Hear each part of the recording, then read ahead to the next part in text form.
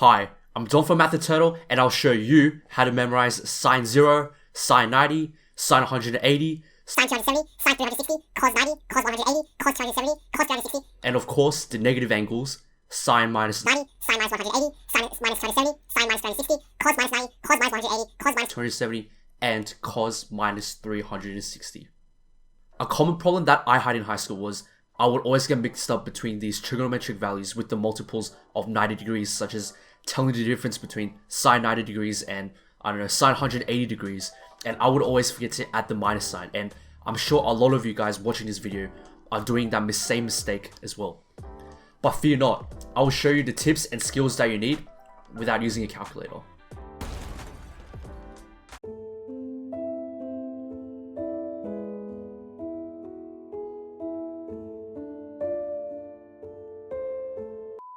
Alright, here we go. The first thing I want to establish is that imagine a unit circle drawn on a Cartesian plane, because this is where we'll try to conceptualize, visualize, and memorize the following trigonometric values. Remember that cos is associated with the x-axis, and sine is associated with the y-axis. This is because remember that cos is the ratio between the adjacent and the hypotenuse, so adjacent over hypotenuse.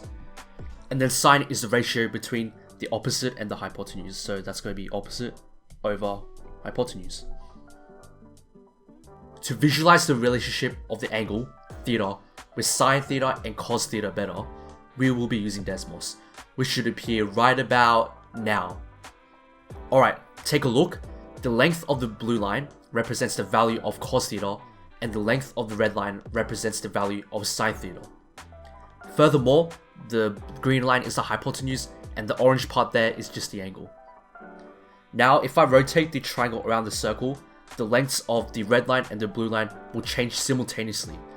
This means that if we change the angle, the lengths of the red line, so sine theta, and the length of the blue line, cos theta, will also change. Let's focus on cos first.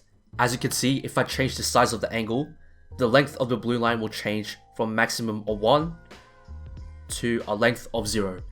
And this also works for the other side, where the blue line will start from 0 here, and then the length will increase to 1 but reaching the other side. And this works for all angles as well, if I rotate around this way and if I rotate around the other way as well.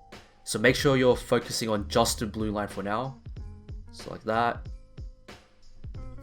So if the angle is 0 degrees, so here, you can see that the blue line has a length of 1.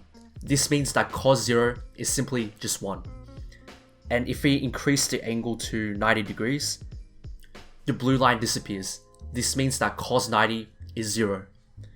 And now if we rotate around to 180 degrees, the blue line has a length of 1, but it's pointing in the negative direction. So that means that cos 180 is minus 1.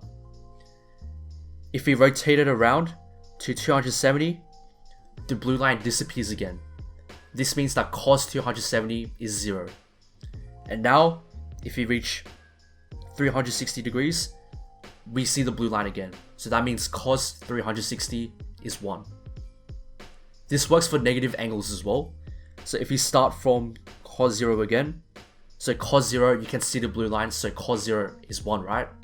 And if we go to the negative direction of the angle, so if we go to minus 90 degrees, the blue line disappears. So that means cos minus 90 is 0. And then if we go to minus cos 180, we see the blue line pointing in the negative direction. That means cos negative 180 is minus 1.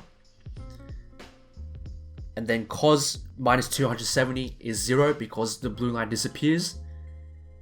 And then if we go all the way around cos minus 360 degrees, the length of the blue line is 1, so cos negative 360 is 1. We can visualize the relationship between theta and cos theta by just focusing on the size of the angle and the length of the blue line.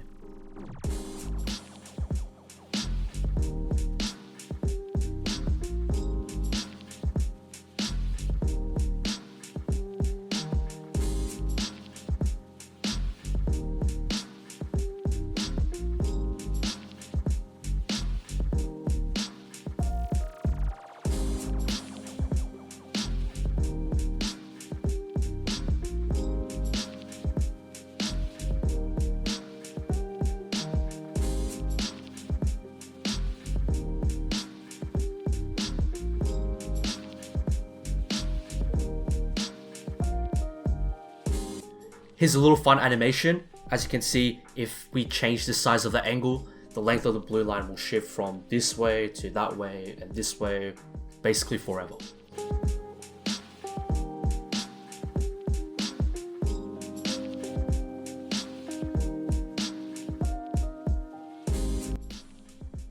Now let's just focus only on sine. So if we change the size of the angle and rotate the triangle around the circle, we can see that the length of the red line starts from 0 because you can't see the red line here. And then when it reaches the top, it will be length of 1. And then if we keep rotating around the circle, it will decrease to 0 and go to length of 1, where it's pointing towards the negative side. So that means the length of the red line is between 0 and 1. If we start at 0 degrees here, the length of the red line is 0 because the red line completely disappears. That means sine 0 is going to be 0. So if we rotate the triangle around 90 degrees, we can see that the red line is at a length of 1. So that means sine 90 degrees is 1. Let's rotate the triangle around the circle once again. So here we rotated the triangle around 180 degrees and the red line completely disappears again. So that means sine 180 degrees is going to be 0. If we rotate it around to 270 degrees, we see that the red line is back, but it's a length of 1 pointing in the negative direction. That means sine 270 degrees is going to be minus 1. And finally, we go to 360 degrees and the red line disappears again. So that means sine 360 degrees is going to be 0. Now let's go to the negative direction, but I'll be a little bit quicker this time since hopefully you guys are getting the hang of most of what I'm talking about. So we go back to 0 degrees here, and then we rotate around minus 90 degrees. So sine minus 90 degrees is minus 1. Sine minus 180 is 0. Sine minus 270 is 1. And then finally, sine minus 360 degrees is going to be 0. Let's visualize the relationship between theta and sine theta by just focusing on the size of the angle and the length of the red line.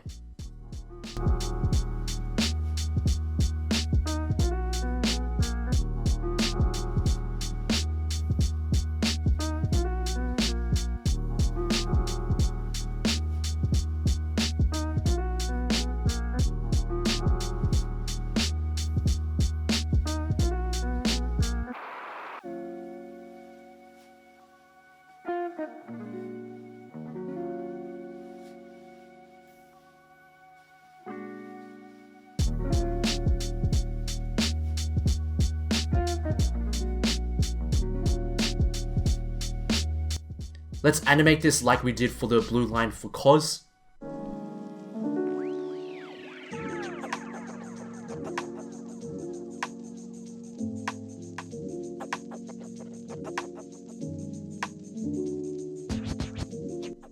Now since you're familiar with this trig circle, we can even mess around with it, such as spinning it around really fast. Like this. Perhaps you can even hypnotize people with this. Anyways, the link to my interactive Desmos graph is in the descriptions below, so feel free to play around and mess around with it like I'm doing right now. Before we wrap up this video, let's summarize what we have learned by writing it down on our drawing pad here. So before we tackle these questions, let's imagine a triangle like the same way we did in Desmos, with the blue line representing cos and then the red line representing sine. Okay, so cos 0, the length of the blue line is going to be 1. So we start off with cos 0 equals 1. And then cos 90, the blue line is going to disappear. It's going to be 0. Cos 180 is going to be minus 1. Cos 270 is going to be 0 once again. And then cos 360 is finally 1. Now for the negative angles, cos minus 90 degrees is going to be 0. Cos minus 180 is going to be minus 1. Cos minus 270 is going to be 0. And finally, cos minus 360 degrees is going to be 1.